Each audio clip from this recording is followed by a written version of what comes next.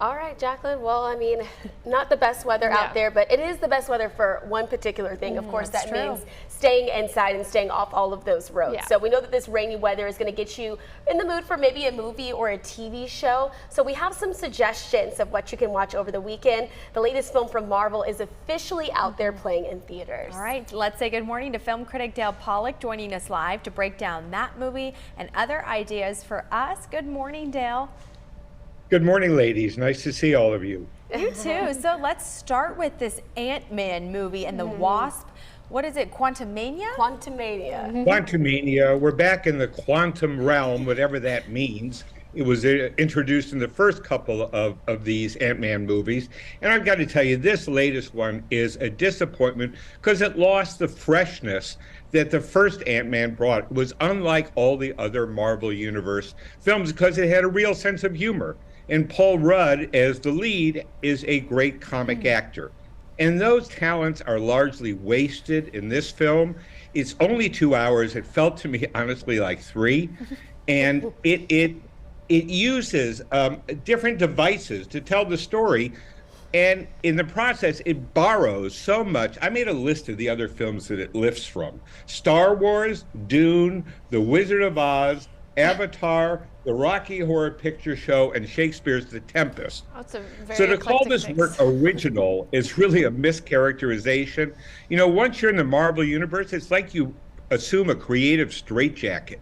And you really can't move too far from the way these characters have been set up. And that's a shame in this movie. The real reason to watch this, I think, is Jonathan Majors. He is a graduate of the School of Drama at the University of North Carolina School of the Arts. Oh. He then went on and got an MFA at Yale University in drama. He is the villain in this piece, and he is terrific. He is the reason to watch this film.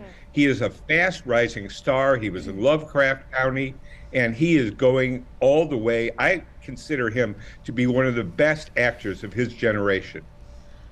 Dale, so if you want to go see Ant-Man, he's the reason why. I was going to say, Dale, I actually watched Lovecraft, and I thought he was fantastic in that. And just seeing the previews, he is a menacing villain, it seems like, in this upcoming film. So I'm a huge Marvel fan. I probably am going to go see it anyway, just so I can, keep the storyline going. But hopefully, at least that performance will make it a little bit better. He is the star to watch. He's going to be major. Absolutely. I like Paul Rudd. Do you like him? Yeah. He's one of my favorite actors. You said he was good in the film?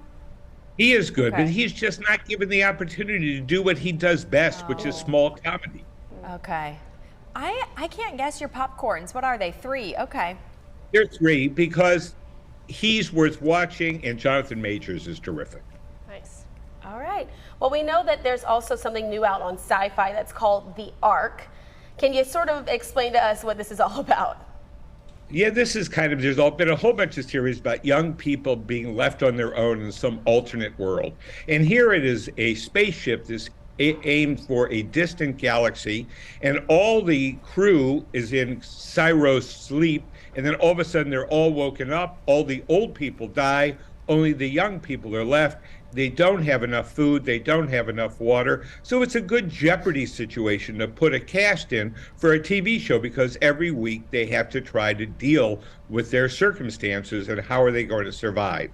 And this show is actually better than I expected. It has a fresh young cast, almost no one you've heard of, and that's kind of a good thing because it means no one's really the star. It's an ensemble piece. The special effects are very good. And this was created by Dean Devlin, who was the producer of Independence Day. So he has a good idea of how these end of civilization stories work. And even though The Ark has gotten some really bad reviews that I've read, I actually found it interesting, and we're watching it every week on Sci-Fi. Wow.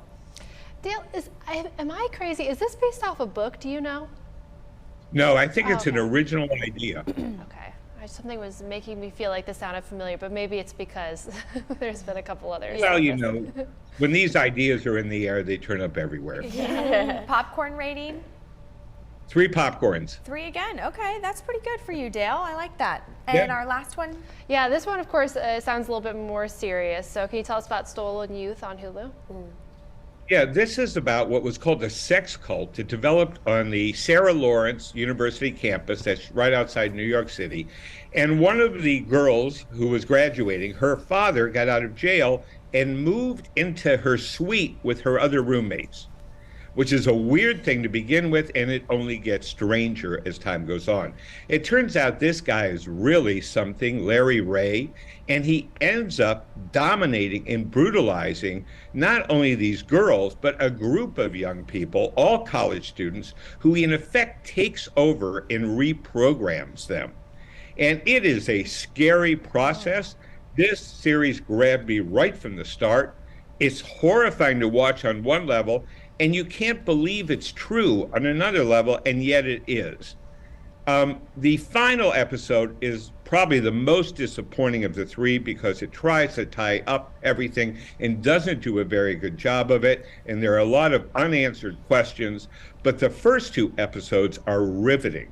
And this is one of the most gripping shows I've watched. You watch with a mixture of horror and fascination at this, and it really delivers the goods except for the last episode. Wow.